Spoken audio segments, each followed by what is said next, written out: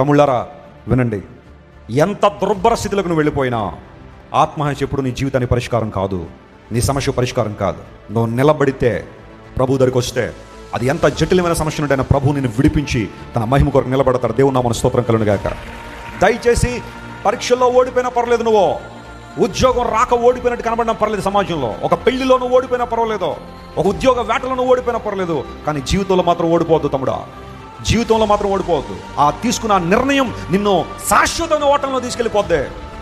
ఏదైనా సాధించాలంటే బతికి సాధించో, ప్రభుని నిలబడతాడు, ఆయనకి అప్పగించే నీ జీవితం.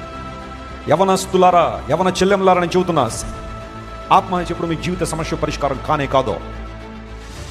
ఏ రంగంలో మీరు ఓడిపోయినా, ఎంత అవమానం పొందినా, ఎన్ని నిందలు పడినా, ఎంత భయంకర పరిస్థితుల్లో మీరున్నా, ఆ నిర్ణయం మాత్రం మీరు తీసుకోకండి. అక్కడ వరకు మీరు వెళ్ళొద్దు. అసలు నిలబడిన ప్రభు కోసం జీవితాన్ని సరి చేస్తాడు ఆయన. ఎక్కడైతే నువ్వు తలదించేసుకున్నావో అక్కడ నీ తలెత్తి నిలబెడతాడు ఆయన. అనేక మంది నిలబెట్టాడు ఆయన, నిన్ను కూడా నిలబెట్టగలడు ఆయన. ఎప్పుడు కూడా అలాంటి పనికిమాల నిర్ణయాలు తీసుకోకండి అనవసరంగా, క్షణికావేశంలో.